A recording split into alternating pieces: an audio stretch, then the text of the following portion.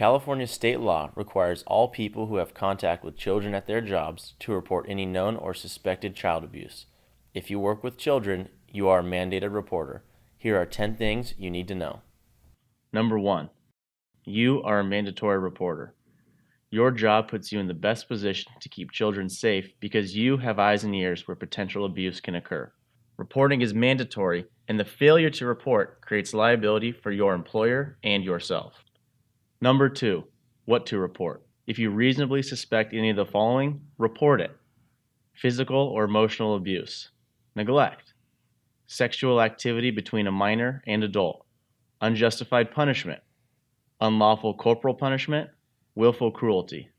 It is better to err on the side of caution and report suspicious activity, even if you are not 100% sure of the details surrounding the incident.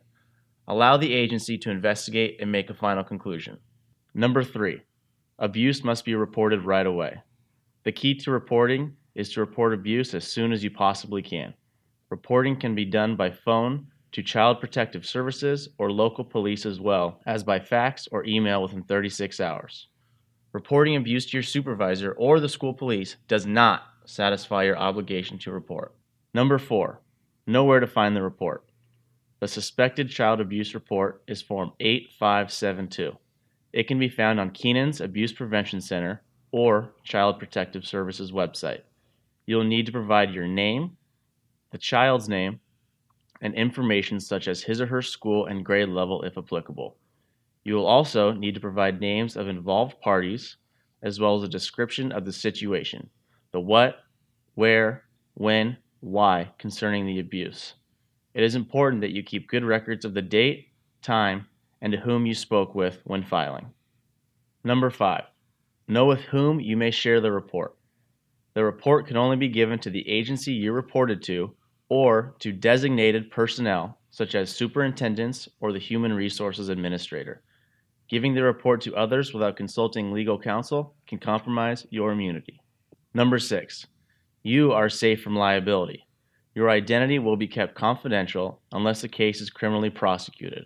Under California law, you will be guaranteed immunity from civil and criminal liability for reporting suspected child abuse. Number 7. There may be repercussions for not reporting. If you knowingly and willfully fail to report an incident, you may be found guilty of a misdemeanor that can result in 6 months in jail and a fine of $1,000, or both. You could also lose your license or credentials, be on the receiving end of a civil lawsuit, and you could lose your job. Putting aside personal ramifications, child abuse is a crime. Children often feel they are unable to speak for themselves. It falls upon you to be their voice. Number 8. You may have already signed a statement.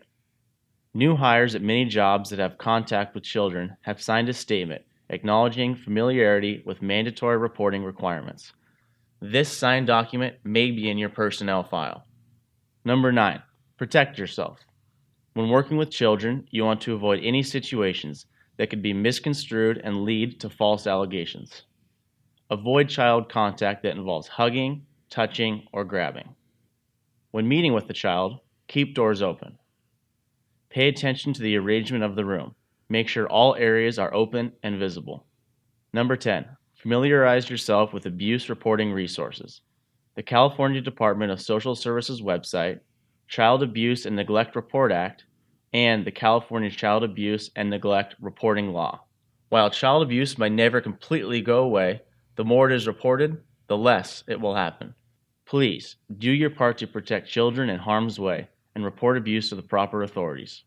Thank you.